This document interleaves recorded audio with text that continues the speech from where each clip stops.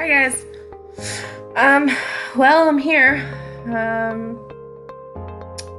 I haven't done a video in a minute, and that's mostly because I'm working hard to get that money. What I would like to talk about today is voting. Let's talk some turkey here for a minute. I am a voting advocate for people with disabilities in my profession. In my work life, I do events that help with voter registration, talking to different disability organizations about disability rights and just your rights as a disabled person to vote. There's a lot of misconceptions here. And honestly, questions that I get from parents about, can my child vote? Well, no, a child can't vote. So they're describing their disabled offspring, and they're asking me if that person can vote. Well, when you say your kid or your child, makes me think that it's less than 18. And in that case, no, they can't vote. But in other cases, if you're just asking me if your offspring can vote simply because they have Down syndrome, or they have an intellectual disability, or they have a physical disability, or whatever type of disability it is that you're telling me at the time. If that's all you're asking me, the simple answer to that is yes. Some people need more assistance than others. You are absolutely allowed to do that. You're absolutely allowed, with their permission, to assist them in voting. For instance, I have a blind friend who brings their father to the polling site with them. All they have to do is sign an affidavit saying it's totally fine that his father assists him in the voting process. His father's not trying to influence him in the vote. My friend totally has the reins here and totally has his own choice in who he wants to vote for and how he wants to vote on issues. Cool. The problem comes in when you go to the polling site, or actually, let's back up the train. You don't even go to the polling site yet, but you try to register to vote. If you're going to an event, they're probably going to hand you a paper ballot.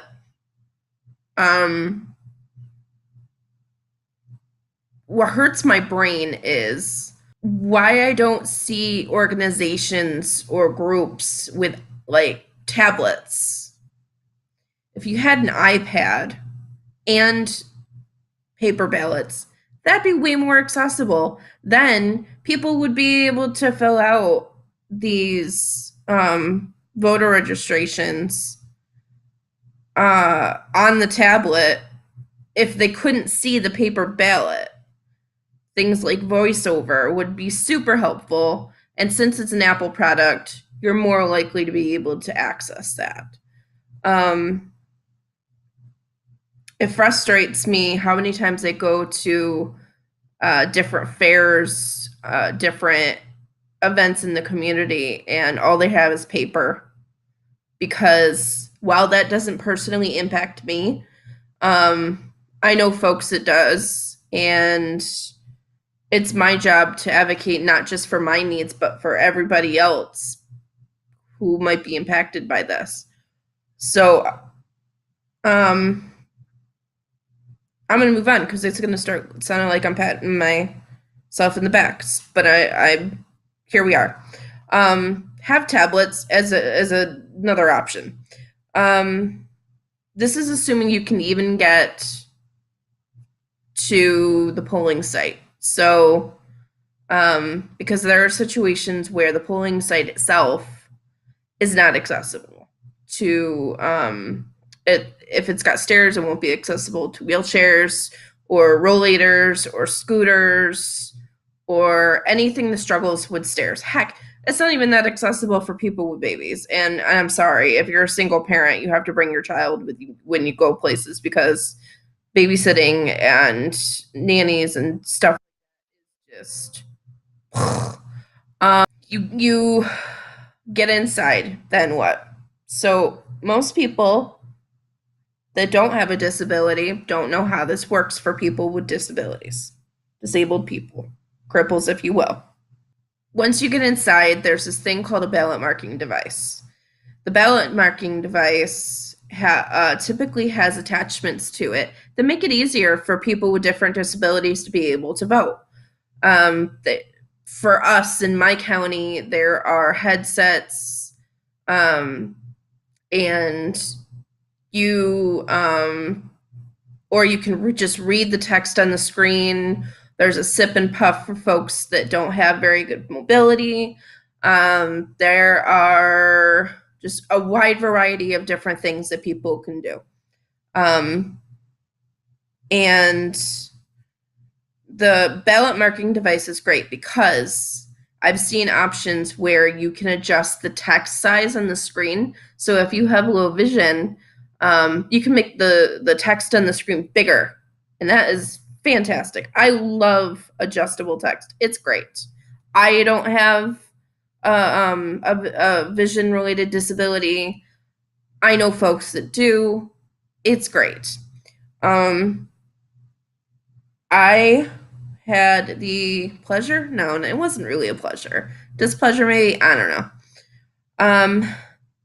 I had the experience of being a poll worker one year in my county. And so I was real excited. My organization had previously helped the Board of Elections with putting a section in the manual about how the ballot marking device works, how to interact with people with disabilities, disabled people, cripples, whatever. And just generally how to make the process as smooth as possible. We had an entire section. It was great. I wanted to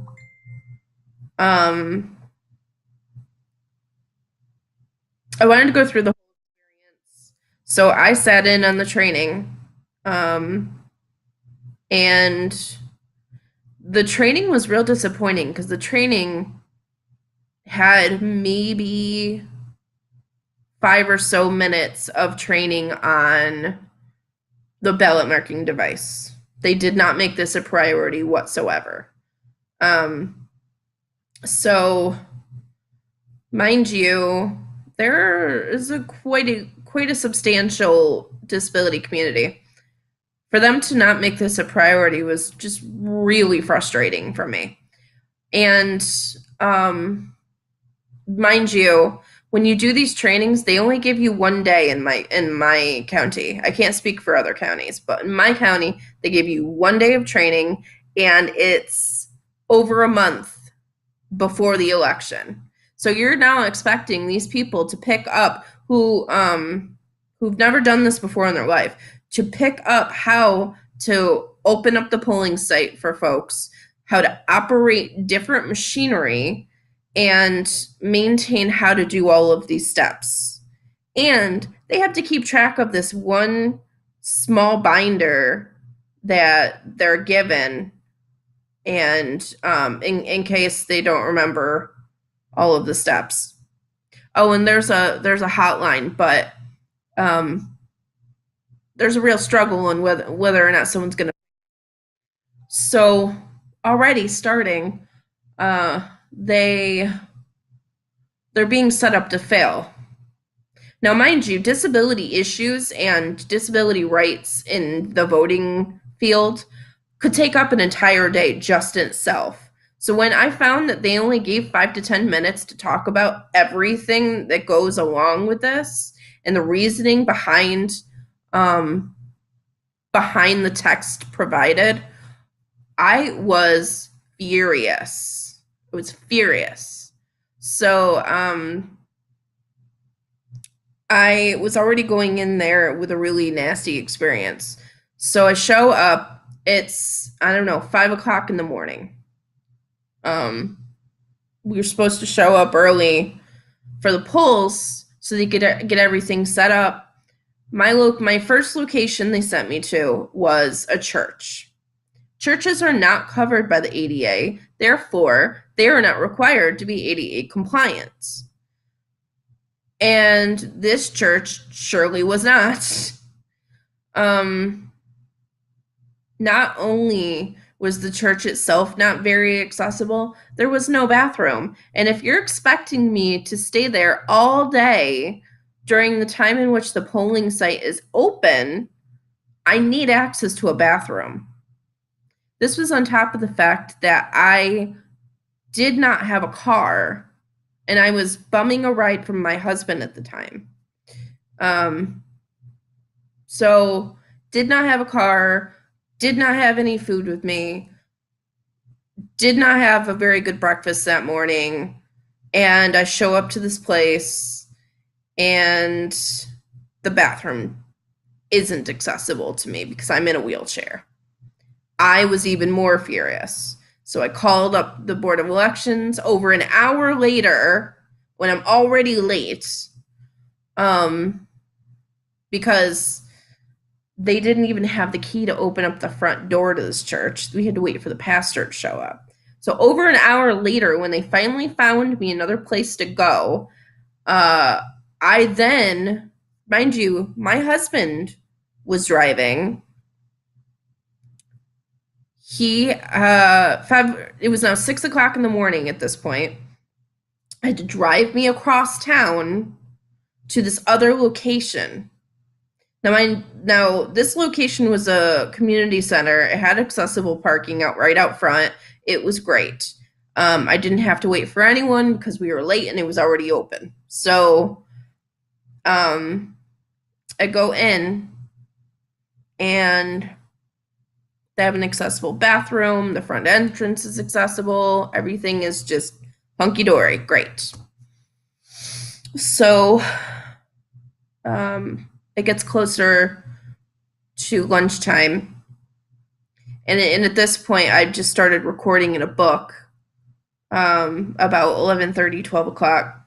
I've been recording in a book all morning on the different disability infractions that I had seen. And things that I saw included volunteers that did not know how to use the ballot marking device, and then turned to me, the one person in the location that knew how to do it, to use it. Then eventually they got smart and they just posted me at the ballot marking device, mind you. I observed frustration with the fact that they didn't know how to use the ballot marking device, and the coercion of an older woman, a senior woman, to use a paper ballot and just use a magnifier when she kept asking over and over and over again, can't you just read it to me, or can't you just plug the machine in? She was asking for accommodation. Their response to that was, no, it's fine. Just use the paper ballot. The magnifier will be fine. I had to say something, because what they were doing at that point is they were denying her accommodations. That's not okay. It's not. If you go in and you have a specific accommodation that you need and you know that they provide it, they have to give it to you. They have to provide it to you. If it's as simple as just needing someone to read the questions to you, or to read the ballot selections to you, or whatever it is, you can ask them to do that. You can ask them as much as you are comfortable with. They must provide you an accessible polling site, and they must provide you access to certain features that would make it so that you were able to vote. So after seeing that a couple of times, because we were in a particular community where there were a lot of senior folk coming in, and they needed different disability accommodations because they were seniors. After seeing that a few times, I finally had enough, and I called the captain of the location, and I told them what was going on. And they said, okay, no problem, we'll check into it. Great. It was now lunchtime at this point, and I could hear the other people, including the other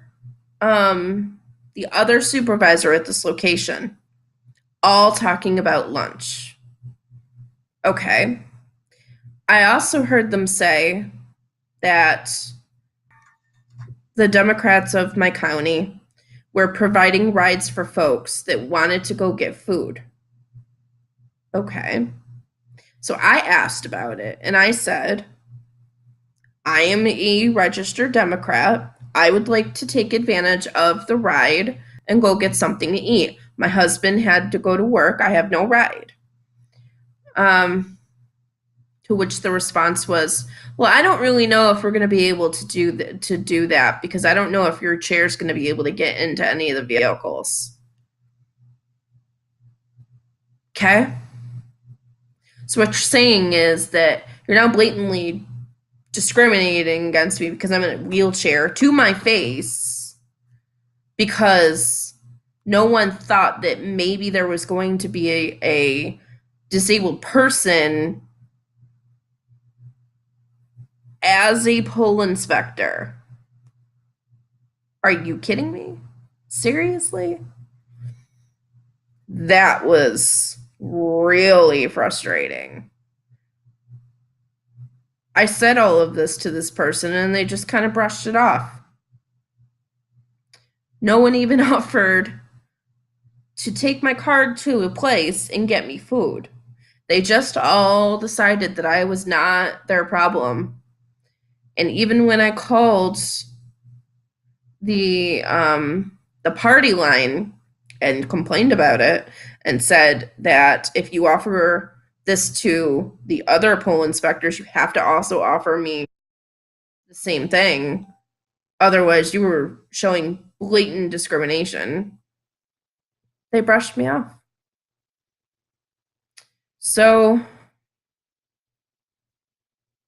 I eventually was able to get a neighbor to come and bring me food, but that entire process, I went home that day incredibly frustrated, incredibly upset because of the lack of training for inspectors, the lack of respect for disabled people, and just shrugging your shoulders generally, honestly, when it came to calls for accessibility and accommodations.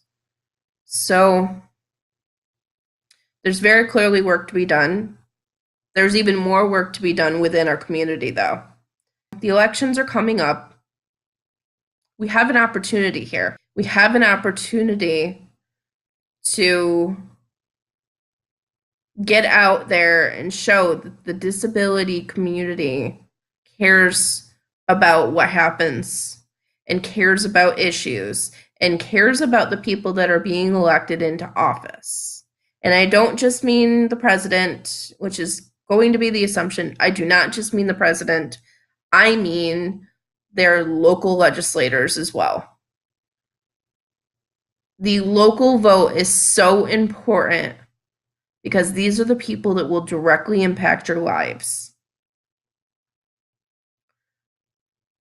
I think I won't tell you who to vote for. I won't. I have no opinions to give you on who you should vote for. But I think having an informed vote is so important. You need to know who you're voting for. You need to know why you're voting for them. There's so much research out there, and there is so much information about candidates. If you truthfully don't know where to go or how to get this information, I'm happy to help you. I am 100% happy to help you. I might not be in your state, but I am very happy to figure out where the informational sites are specifically for your people. And just go out and vote. Just make the effort, go out and vote. It devastates me to see every year that the disability vote numbers are so low. It disappoints me to see that in my county, we've been averaging less than 30%. It disappoints me when I hear that the reason that someone hasn't gone out to vote is A, they can't get there, B, even if they can't get there, they don't care because they feel like their vote doesn't count. Let me tell you, there have been some races that have been won on a very thin margin. Very thin margin. I'm not going to give specific examples because I think that would be very easy to identify what part of the world I'm in. But I will say, just go on Ballotpedia and start looking up the candidates in your area. Do a Google. Google your candidates. Google your area. See who's running. Go to the board of elections in your area. See who's running for local elections. Learn a little bit about these people. Go to community forums. This is the perfect time of the year for people to be having community forums. Heck, in my town, we just had one. I organized it. We just had a candidate forum on disability issues, and almost everybody that I invited came. That says a lot. If the candidates are willing to take time to come to the candidate forum on disability issues, that tells me a little bit just in itself about their thoughts on these issues and the fact that they're making them a priority. So go out, use your voice, vote, and if you don't like the options on who's running, why don't you run next year? We do not have nearly enough people with disabilities running for office. We don't have enough disabled people saying enough is enough. We need disability leadership.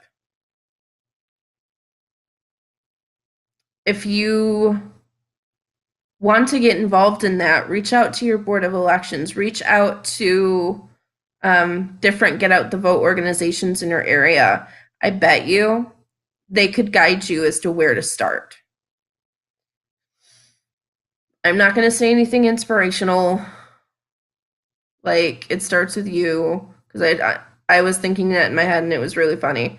But your vote matters. Everyone's vote matters. We need to do something to make this world a better place for everyone, including disabled people. And this way, this is your life. If you're not going to fight hard for it, who is? I'll catch you next time.